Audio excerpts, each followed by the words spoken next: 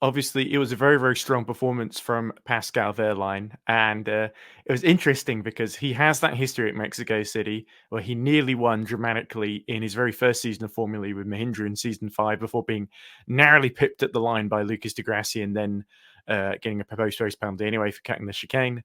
Then he won in season 8, as you say, was second last year, and he was sort of snuck in there in the qualifying phase, was able to sneak into the duels, unlike his teammate Antonio Felix da Costa, and came out on top against the more fancied runners at Jaguar and, of course, Sebastian Buemi in the Envision, who lined up alongside him. And it was a very, very strong performance. We were a little bit worried at first. As I think we seem to have lost me, but here's the results. So, yeah, we were a little bit worried at first for Pascal because there was an early safety car right after he went into attack mode, which was, of course, the extra power boost sort of mode that you get a limited usage of. But once you activate it, the time counts down and you only get to use it for that limited amount of time. So we thought he had wasted it, but in the end, it turned out attack mode actually ended up being more of a disadvantage, and all the teams were desperate to sort of get it out of the way so that it would benefit their strategy later on. They wouldn't be spinning the rear wheels, losing traction, and just wasting energy. So that was how that went. And I think Pascal, it was, to be honest, a fairly comfortable victory for him. And similar to Jake Dennis's performance here last year, where he also won fairly comfortably. And then we had a message pop up in the middle of the race for both the Porsche powered cars of Pascal Wehrlein, and Jake Dennis, of course, drives for Andretti, which is powered by a Porsche powertrain.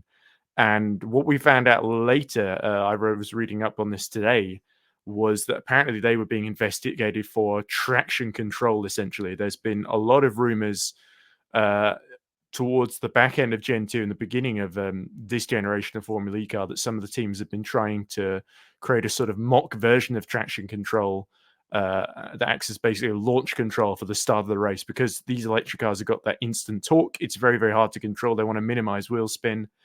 And so they're using it to make sure their launch off the line is as clean as possible. And obviously at Mexico, you always see a load of smoke as everyone's doing burnouts before the start of the race as they're going into their grid slot.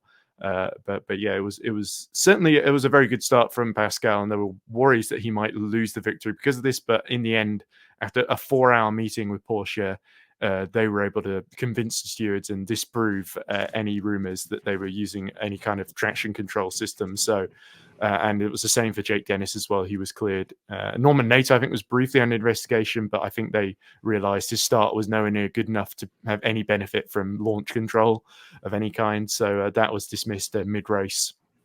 And yeah, so I think, is Pascal Wehrlein a championship contender? I think absolutely, but we've been here before last year, so he needs to not just do it in the first few races where he's finishing on the podium. He needs to qualify well throughout the season and get as many points as he can. And we saw Cape Town, you mentioned last year, the only race he didn't score any points in. He crashed out of that race, and that was really where the championship started to slowly ebb away from him from that point. His momentum kind of ebbed away, and it went the way of Jake Dennis and the Jaguar-powered drivers as well. So I think Pascal needs to keep that up, and that consistency is going to be very, very difficult to maintain throughout the season. But certainly he seems a different man this season. I'm not sure if you agree, Josh. He had a kid, he had a child in the off season. There's a lovely picture on, I think, his Twitter account of his child, like seeing him winning the race, and his daughter, I think, is just going up to the TV and saying, "Oh, there's Daddy on the podium."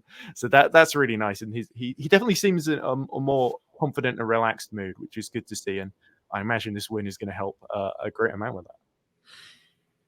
Yeah, we saw in the post-race, just getting out of the car, he knelt down to the camera and touched the top of his helmet, and there was a little handprint on the top of his helmet as well, presumably from his child that's just been born, as well, as you say.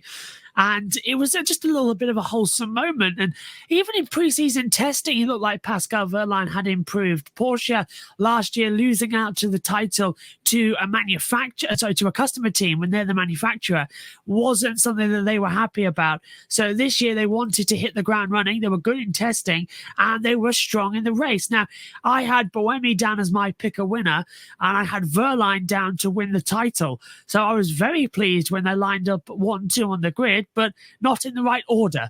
So I lost down on Buemi getting a picker winner, but we'll talk more about that later on in the show. But definitely, I've thought since preseason testing and certainly coming into Mexico as well, that Wehrlein could be in the title hunt. Delighted that he had the perfect weekend, pole position with 3 points, plus then the 25. Then getting rid of the traction control penalty that was looming over him, meaning that he didn't have a third race taken away from him in Mexico, one in Puebla, and one, of course, when he ran out of energy at the line and Degrassi got across to him a few seasons ago. So great for Wehrlein to leave here with 28 points, going into the double Indyria, where last year he was spectacular. So there's nothing stopping him repeating that form in 2 weeks' time.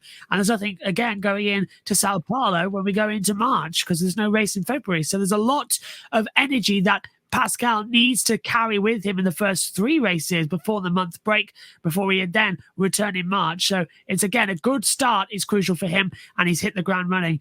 As Ed said, to continue that form throughout the season, needs to keep with a good mental game. I think he's got it. And I cannot lie to you all, says Canes Cats Heat as well. That race made me realize why IndyCar is the best.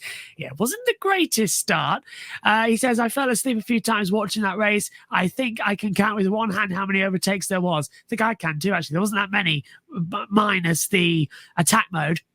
Adam, who's in the commentary box with me and Ed as well, says Jay Dennis and Nominator will be contenders this season. Everyone's holding on with Nato and Dennis as well. We'll get more to that later in the show when we talk about the Andrettis.